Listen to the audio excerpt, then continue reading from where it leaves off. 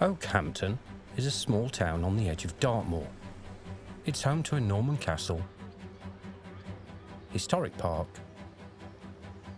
and Victorian arcade.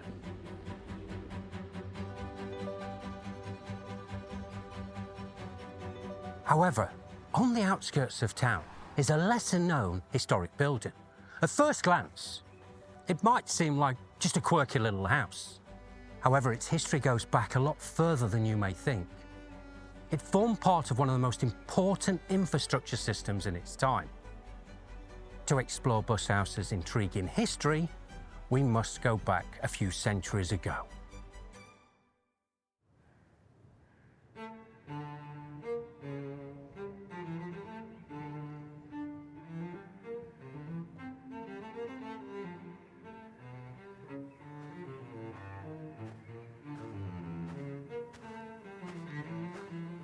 Back in the 1600s, roads were dirt tracks, filthy muddy in winter, baked rock hard in the summer. At times, travelling along these roads would be near impossible. And that's where the toll system came in. This was the idea to charge for the use of roads to pay for their upkeep. It all centred around Turnpike trusts, private organisations given the green light by Parliament to build toll houses and operate toll roads across the country. It all started in 1663 with the first Turnpike Act. This allowed a trust to collect tolls along the Great North Road. However, this was somewhat of an experiment, as the demand for better roads wasn't really there until about the 1750s. By then, industry was booming and the idea really took off. I'm about to have a chat with Jan Goffey, a local councillor who should be able to answer a few obscure questions that I have. So, Jan, I was wondering why the toll gates were called turnpikes. Well, this is very interesting because in those days, of course, battles were fought on horseback. And one of the defences they had were wooden frames, a bit like the concrete tank traps that they had in the Second World War. But the wooden frames ended in a very sharp point. So, of course, if horses were galloping towards you, they got pierced by the sharp points. And the idea of the toll gates having spikes on top of them was to stop people from trying to climb over, or attack the gate to avoid paying the toll. Turnpike was because it was part of the road and you could not turn away from it. You had to go through. And of course, the cottages were built so that people could man the gates 24/7, so that there was no escaping the toll. But where did Bushhouse come into all of this? A small plaque on the side of Bushhouse says it was built in 1760. However, this is incorrect. At this time, there was only one turnpike road running through Okehampton. This street used to be the main road leading to the town of Hatherley. Back in the late 1700s, it wasn't a turnpike road, it was inconvenient and in real need of repair. But in 1823, an act was passed for improving the roads leading to Okehampton, and a new turnpike road was built, going over the River Ockmont and joining the old road to Hatherley. Bushhouse was built as a toll house on this new turnpike road. The exact year is uncertain. It could be 1823, but others think it was built in 1826 or 27. I've still got some little unanswered questions about Bushhouse, which I'm going to ask Jan Goffey. I was wondering why it's called the Bushhouse, because that's quite an unusual name, isn't it? It is, because there's no bus stop up there. And it was called the Bushhouse long before there were buses. And it stems from the name of the land around it. There was a Bushhouse tenement. Now, a tenement was a cottage with land adjoining. Enough land to be able to feed your family. That was the tenement, and a lot of the properties in Okehampton were tenements. And these toll houses, okay, who decide on the design of those? Because they're round, generally. Most of them are round-shaped because, especially like the one in Okehampton, which I think was originally cob, it might still be cob underneath the rendering now. It's because then you could see, you had windows round the front so that you could see in all directions as to who was coming. I see. But I've been wondering how Bus House used to look in those days. I've come to the Museum of Dartmoor Live to meet Paul Rendell, a local historian and keen postcard collector who has some old pictures of Bus House to show me. Paul. Yes. Lovely to meet you. Yep. Okay, let's see what you've got to tell us. Sure, yeah. Yeah, I've been looking forward to this. Okay, so tell me about how this interest in postcards came about. I've been walking Dartmoor since I was 8 years old, and I've just always been interested in Dartmoor. And I've found these old postcards, and I thought, that's interesting. That building looks like that, and now 50 years, 60 years ago, it looked like that. So I'm interested in comparing old pictures to modern day pictures. Okay, Paul, so I understand you've got some postcards of Bus House that you've got to come to show me. Yeah, I can show you, certainly. Yeah, I've got 4 here. Got these here. This one here is a Judges. Judges is a national postcard publisher, and they sent photographers down to Okehampton to take photographs. And this is a Judge one. I'm not sure the date, but I would think it would be 1910, something like that, maybe a little bit earlier. So that's a national one. That one there is a local photographer called Lug, and they were photographers in Okehampton. So they sent their own photographer around Okehampton taking photographs and turned into a postcard. But say they had national people coming down. Here it was local.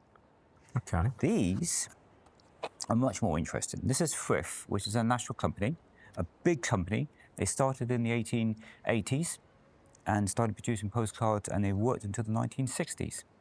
But what's interesting here, the original postcard was black and white. As you see here, with a horse and cart, they would have maybe paid someone to come up the hillside to take that photograph. And then they took the photograph and produced it in millions. But people were getting fed up with black and white postcards, so they wanted colour. And we didn't have a technology in this country to produce colour. So this black and white one was sent to Germany, hand-coloured by people over there who've never seen Dartmoor before, hand-coloured it and sent it back, and it was in the shops. So you could buy the black and white version or the colour version. Same price, you could buy both versions if you wanted. Most people went for the new coloured version. Okay, Paul, they're fantastic, just to see Bus House as it was. So what would have a toll collector's job been like in those days? It depends on which trust they were working for. The Okehampton Turnpike Trust started in 1760, and it would have been very, very quiet. Some of the roads, like this one here beside the bus house, have been very quiet. But some of the other ones have been really busy. So the toll house man would have been there waiting, could be for hours and hours before someone comes along. Or it could be there every 5 minutes, open the gate, taking the money to open the gate and back and forth. So each one was totally different, each route they had. Was there a set toll price for all these tolls across the country? Not through the country, no, because each one was a Turnpike Trust, and they set up their own rules and costs, really based on what it cost them for the miles, because you were paying for the miles. So you've got one house here and you've got another house over there, and you've got to go between the two. And if it's 2 miles between the two or 10 miles between there, it costs different rates. Oh, right. So it's based upon... On the local situation, yeah. I see. It's based on, yeah.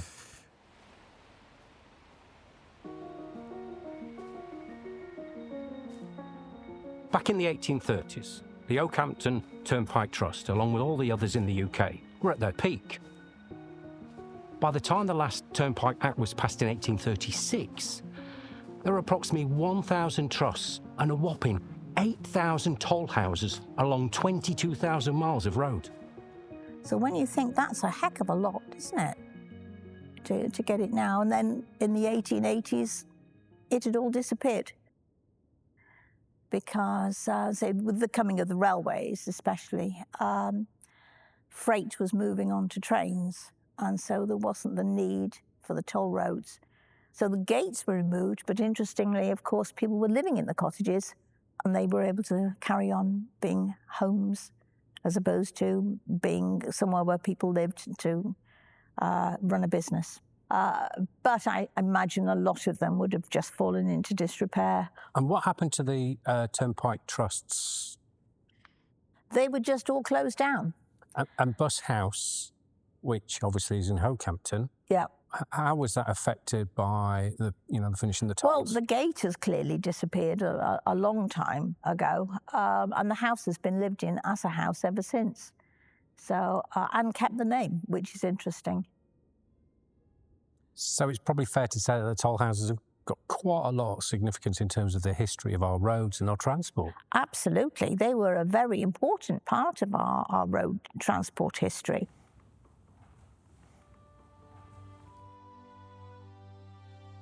Since then, Bus House has been adapted and modernised to suit its new life.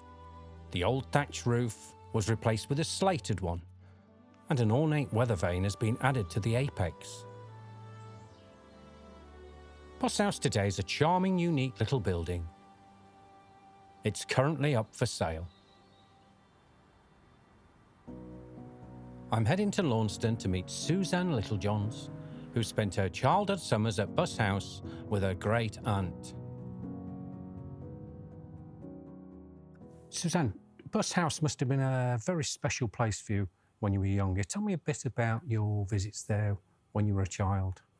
Yeah, so obviously it was going to visit my great aunt, Laura Bailey, who lived there, by myself or with my little brother. She was quite a character, quite firm in her opinions about things. She smoked like a train. Right, Suzanne, I understand that you are aware that Bus House is up for sale. Yes. Yeah. I've got some photographs here of Interesting. Bus House from the estate agents.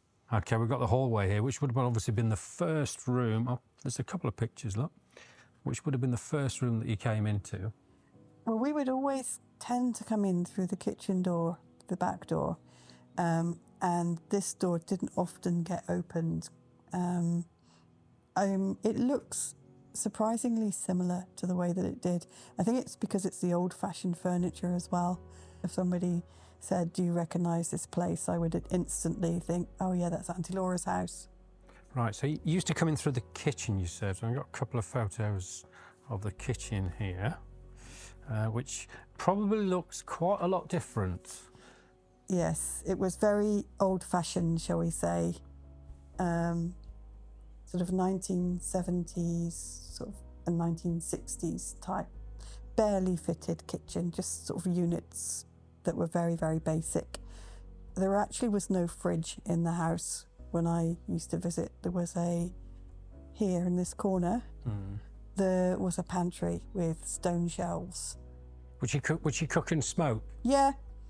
And I remember there was a joke shop, and there was these little white tablets that you put inside the end of people's cigarettes, and she happened to light one of these cigarettes while she was cooking lunch, and it was like a snowstorm of like confetti came out of the end of the cigarette. I don't know, goodness knows what it was. Obviously, when you went to stay,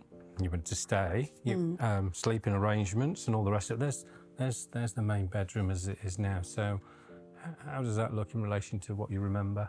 It was a double bed, and the bed head was against this wall and came out here. I think there was quite a dark carpet, and there would have been wallpaper.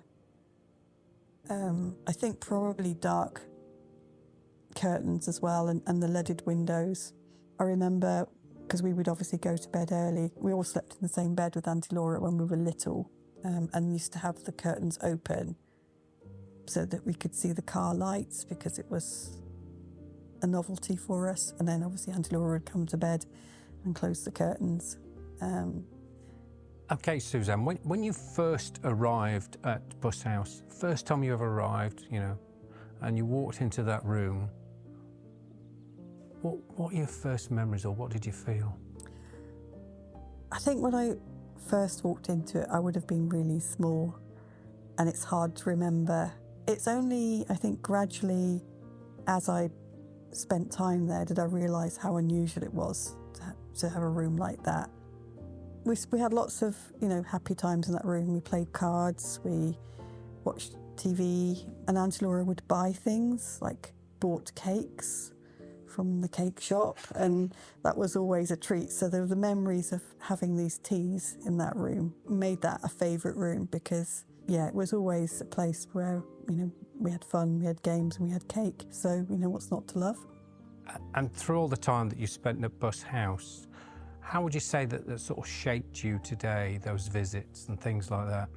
I think because I've always, since been quite adventurous, I've been a bit of a traveller and I'm quite happy to go places. If I want to go to Canada and spend a summer working in Toronto, I did it. I think that was partly due to those sort of early experiences of travelling and the feeling of adventure, going off on the bus and feeling quite kind of sense of achievement of getting there, and Auntie Laura was always there to meet us, and then I think as well that sort of the little friends that I made, I still remember really vividly those friendships, because I think that independence and the love of living in a town or a city rather than a middle of the countryside was probably something I got from that as well, because I've never really gone back to living in the middle of the countryside.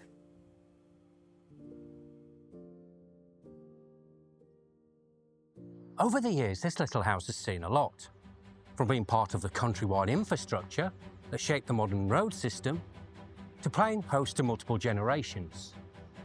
Bus House is one of hundreds of bygone toll houses across the UK. But it, like each of them, has a unique story of its own.